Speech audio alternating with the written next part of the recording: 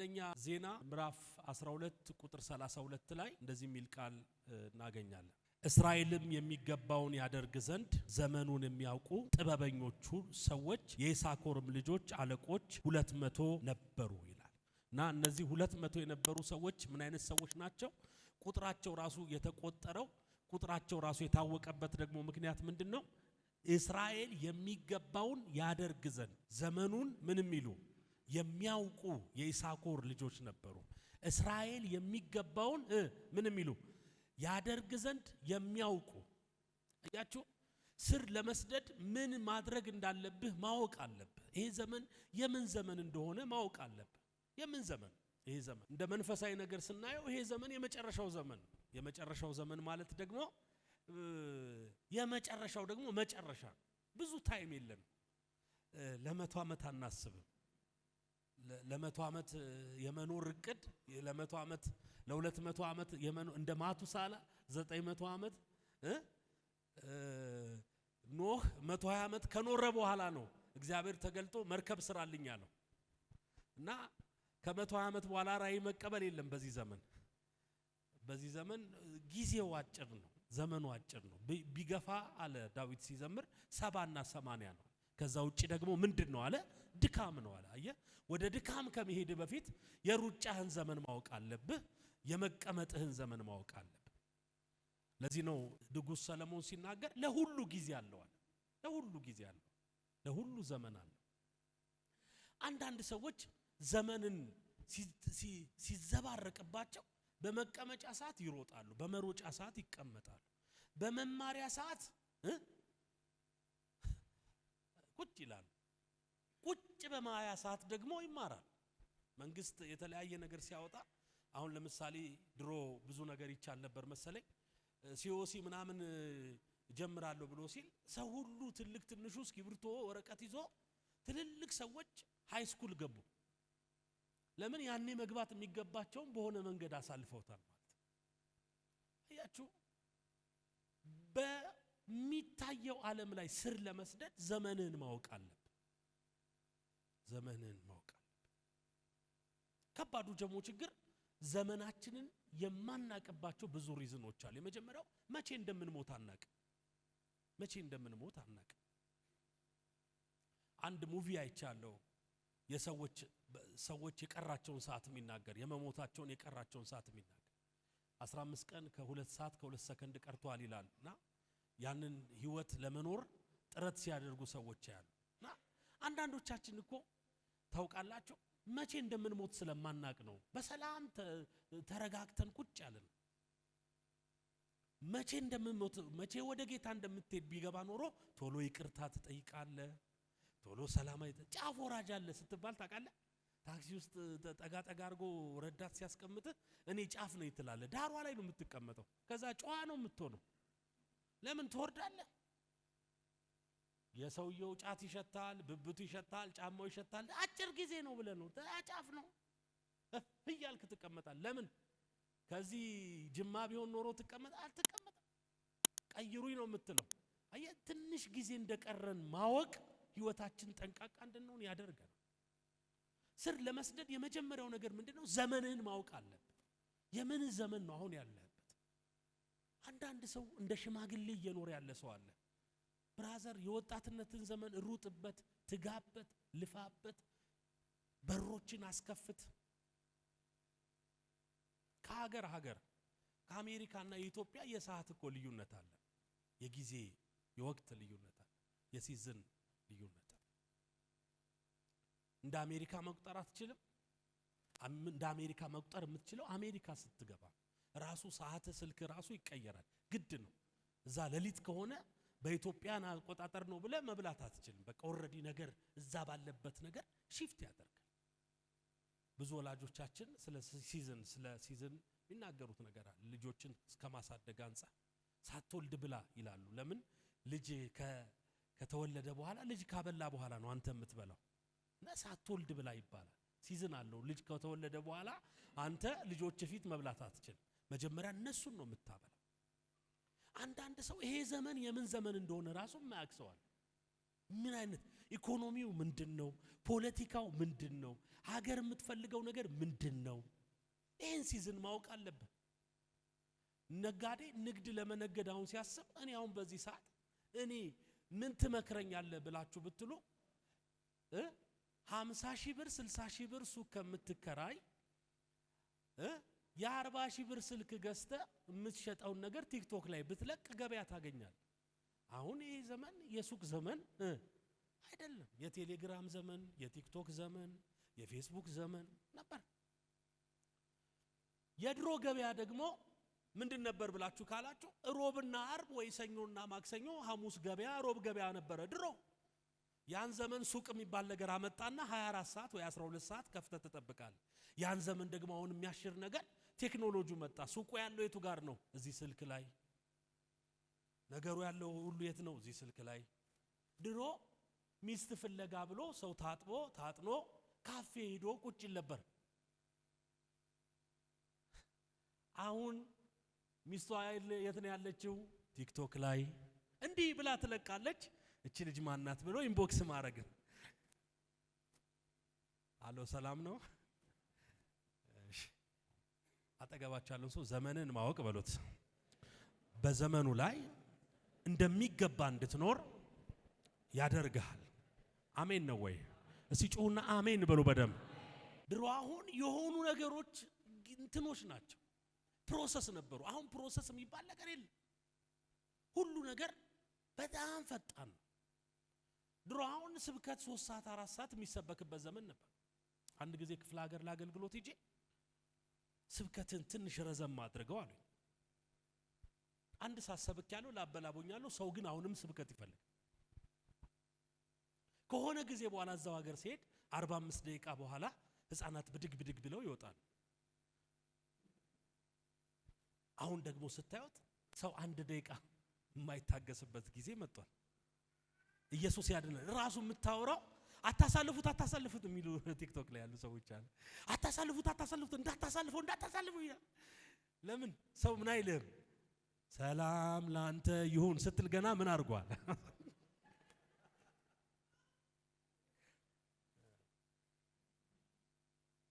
አጠገባችሁ ያለውን ሰው ያለህበትን ዘመን ተረዳ በሉት። እኔ ዛሬ አውጃለሁ፣ በዚህ ጥድፊያ ባለበት ዘመን የሚባርክ እግዚአብሔር፣ የሚያነግስ እግዚአብሔር፣ በሮችን የሚከፍት እግዚአብሔር፣ ሰማይን የሚከፍት እግዚአብሔር በቤታችሁ ላይ እንዲመጣ ጸልያለሁ። ሲቀኝ እጆቻችሁን አንሱና ይሄ ዘመን በሉ ባካችሁ ስር የምሰድበት ዘመን ነው በሉ። በእንዲህ ውጥረት በሞላበት ዘመን እግዚአብሔር በረከቱን ባንተ ላይ ያደርጋል፣ በሮችን ባንቺ ላይ ያደርጋል። አንድ ሰው እስቲ ጮሁ አሜን ይበለኝስ። ስለዚህ የይሳኮር ሰዎች ብርቶች ኃያሎች የሆኑት ለምንድን ነው? እስራኤል የሚገባውን ያደርግ ዘንድ። አየ በዘመኑ ውጤታማ የምትሆኑት ዘመኑን የሚመጥን ነገር በህይወታችሁ ሲመጣ ነው። በህይወታችሁ ሲመጣ የ1847 ጫማ ማረግ የሚፈልግ ሰው አለ እዚህ ውስጥ አለ ወይ? ጫማውም የለም እናንተም እንዲህ ያለ ጫማ የሆነ ትፈልጋለህ አትፈልጊ? ሱቆቹ የሚይዙት ምን አይነት ጫማ ነው? አፕዴትድ የሆነ ጫማ ነው። ማንም ስለረከሰ ብቻ ዘመኑ ያለፈበትን ነገር ትገዛላችሁ? አያችሁ፣ ዘመን ሲያልፍ ሁሉ ነገር ይረክሳል። ውድ የሚሆነው ነገር የጊዜው ነገር ነው። በዚህ ምድር ላይ ስር ለመስደድ ውድ እንድትሆኑ ሲዝን የወቅቱ ሰዎች መሆን አለባችሁ። የጊዜው ሰዎች መሆን አለባችሁ። የጊዜው አይዲያ እጅክ ላይ ሊመጣ ይገባል። የጊዜው ብሌሲንግ አንተ እጅ ላይ ሊመጣ ይገባል። ይሄ ሲዝን የምን ሲዝን እንደሆነ መረዳት ያስፈልጋል። በስራችሁ በሚታያችሁ ነገር ሁሉ ውጤታማ ለመሆን ዘመኑን ማወቅ አስፈላጊ። ዘመኑን መረዳት፣ ለዘመኑ የሚመጥን ህይወት ለመኖር ዘመኑን ማወቅ አስፈላጊ። እንደምታውቁት ዘመን የሚለው ሲዝን ተብሎ ተፈቷል።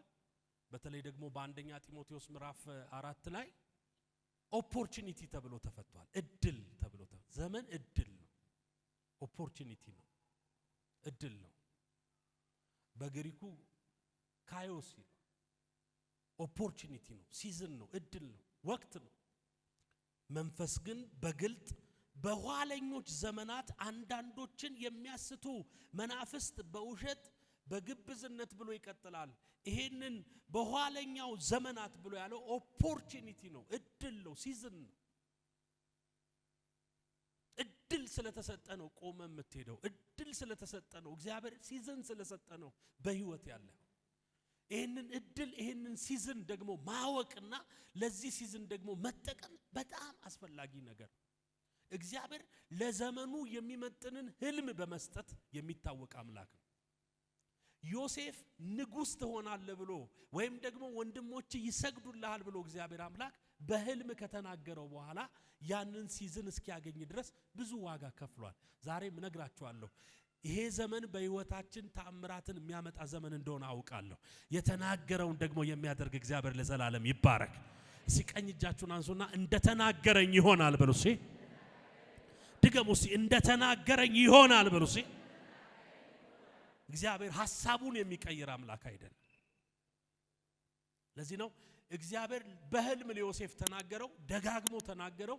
ያንን ግን ዘመን እስኪያገኝ ድረስ ደግሞ በብዙ መከራ ውስጥ አለፈ፣ በብዙ ዋጋ መክፈል ውስጥ አለፈ። ከዛ በኋላ ዘፍጥረት ምዕራፍ 41 ላይ ሄዳችሁ ስታነቡ ዮሴፍን እግዚአብሔር አምላክ ከ13 ዓመት ወይም ደግሞ አንዳንዶች እንደሚሉት ከ17 ዓመት በኋላ በ17 ዓመቱ ይህንን ህልምና ይህንን ነገር ከነገረው በኋላ ምናልባት 17 ዓመት ያህላት ፈጅቷል። አያችሁ ሲዝናችሁ እስኪመጣ ድረስ ጊዜያችሁ እስኪመጣ ድረስ ብዙ አይነት ነገሮች በእናንተ ላይ ይመጣሉ። የዘመን ባለቤት ግን የታመነ ነው። እንደተናገረ የሚያደርግ አምላክ አለ። እስቲ ጮሁና አሜን በሉ በደም ኤላችሁ።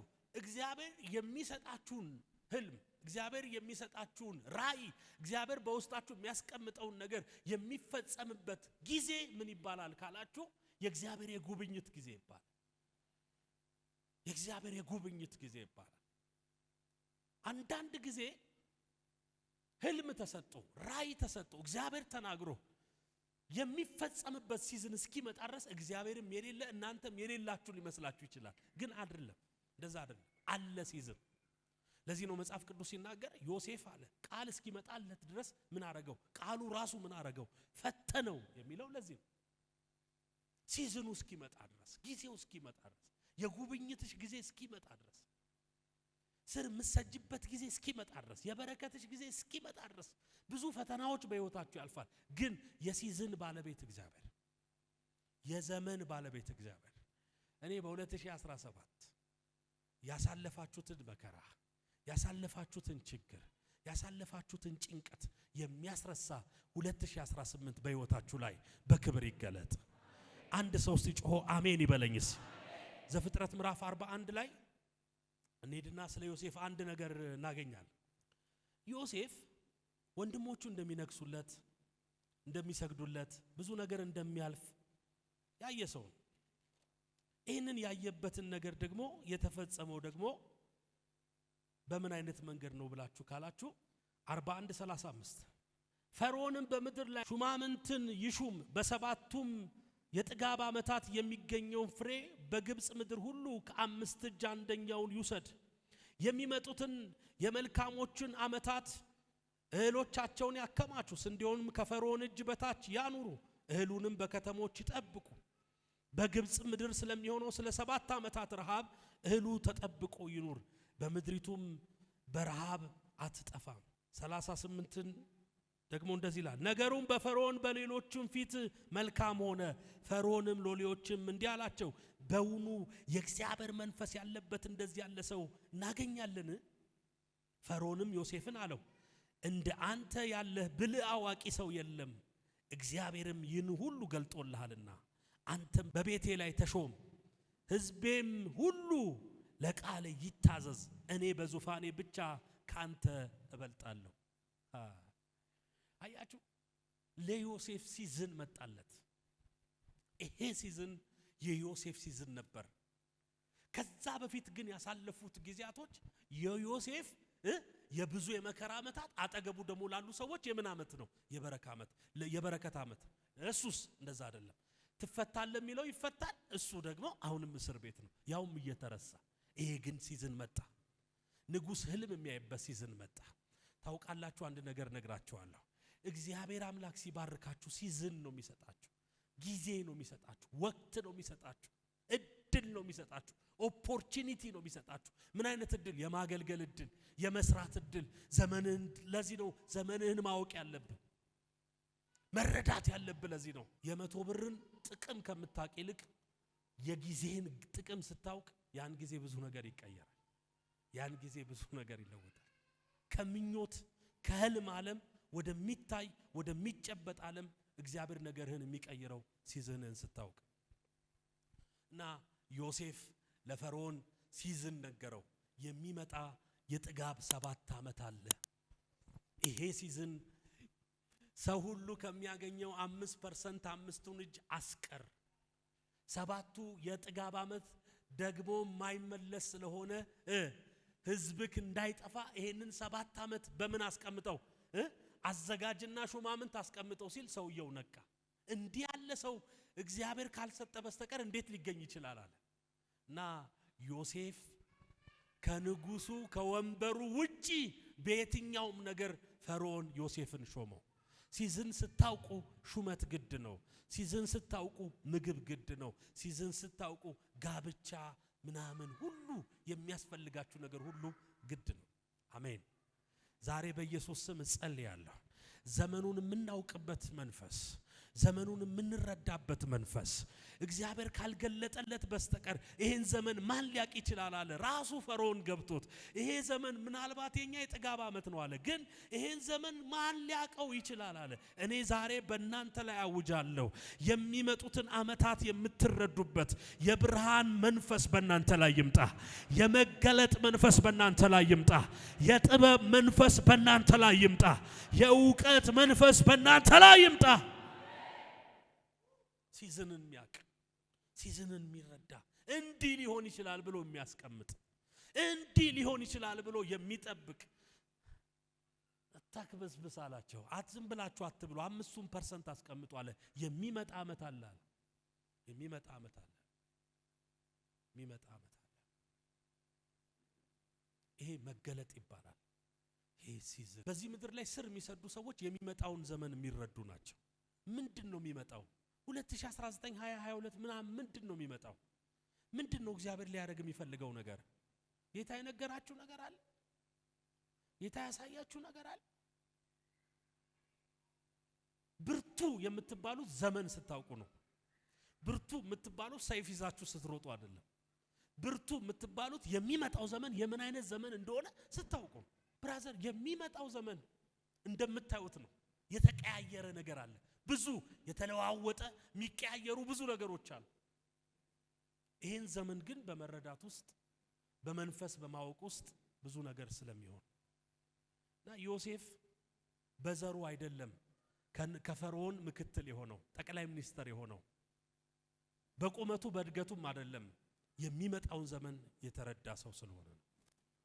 የሚመጣውን ዘመን የምትረዱ ሰዎች ስትሆኑ ባላችሁ ያከብራችኋል፣ ጓደኛ ይኖራችኋል። የሚመጣው ዘመን ምንድነው? የምን ዘመን ነው? ምን አይነት ሲዝን ነው?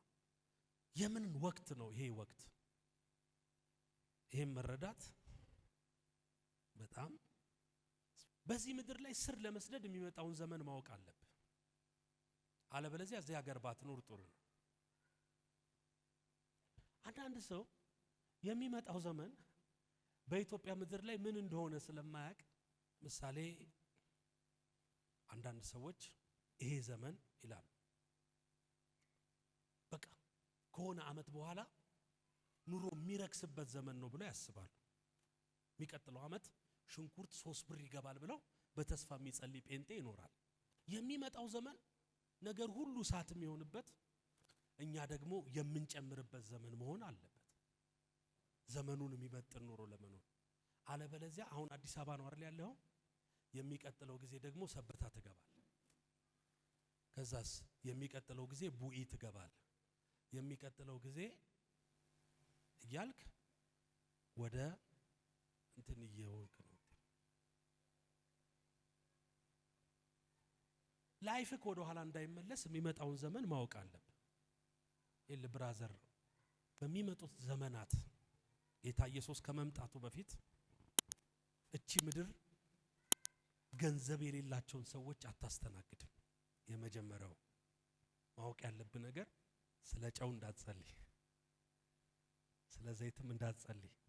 መጀመሪያ መጸለይ ያለብን እዚህ ምድር ላይ ሪዚስት አድርገ ለመቀጠል እግዚአብሔር በገንዘብ እንዲባርክ መጸለይ ያለብን። ራሱ ለመቀጠል የቤት ኪራይ ከፍለ ለመቀጠል። ስለዚህ አሁን መጸለይ ያለብን ጌታ ሆይ አከራዩ እንዳይጨምር ጸልያለሁ ብለህ አይደለም መጸለይ ያለብን። አከራዩ 20 ሺህ ብር ሊያረገው ይፈልጋል፣ እኔ 22 ሺህ ብር ሰጥቼ ገዝቼው ኖራለሁ ብለህ ነው ማሰብ ያለብን።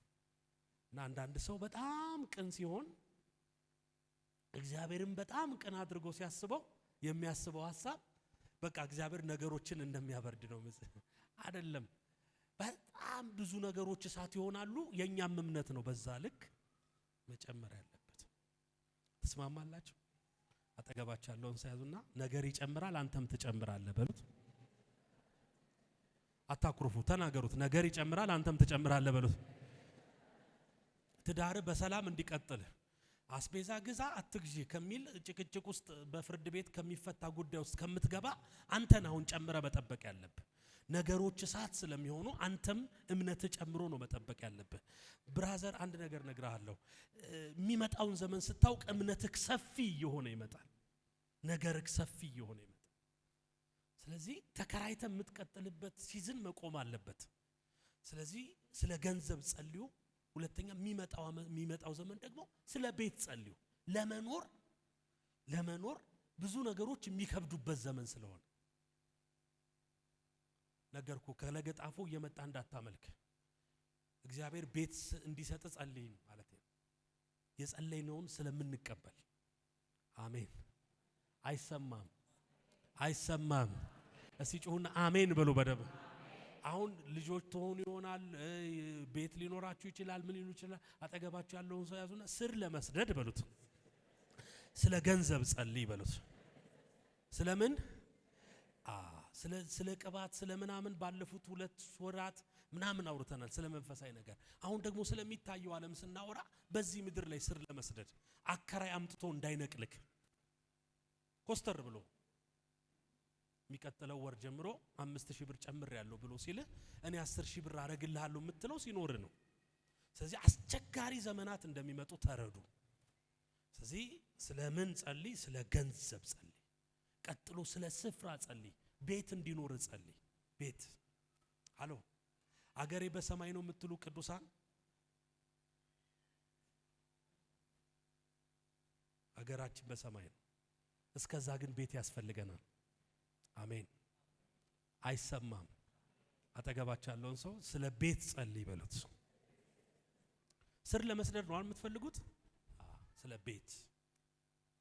ለምን ነገሮች ምን ይያሉ ስለሚሄዱ የሚቀጥሉት ሲዘናት ላይ ነገሮች አሁን ከምታስቧቸው በላይ ብዙ ነገሮች እየከረሩ ነው የሚሄዱት። ቀድሞ ቤት የገዛ ሰው ያልገዛውን ሰው ስለሚያሰቃይ ይሄ ሁለተኛው። ስር ለመስደድ ዘመኑን ማወቅ አለብን። ዘመኑን ደግሞ ለማወቅ ዘመኑን ራሱ ለማወቅ ተኝተ የምታሰላስልበት ቤት ያስፈልጋል። አጋንንት ነው ከአንዱ ቤት ወደ አንዱ ቤት እየተባረረ የሚኖረው። ያከራዩም ያንተም ማምላክ እግዚአብሔር በዙፋኑ ላይ አለ። አሜን። አሁን እያኮረፈ ያለው እምነታችሁ ነው። እኔ ዛሬ አውጃለሁ በኢየሱስ ክርስቶስ ስም አንድ ያለው 2 ይኑረው። በኢየሱስ ስም ጸልያለሁ። የመሰደድ ዘመን ያብቃ። የበታችነት መንፈስ ያብቃ። በጌታ በኢየሱስ ስም ነገር ያለመያዝ ዘመን ያብቃ።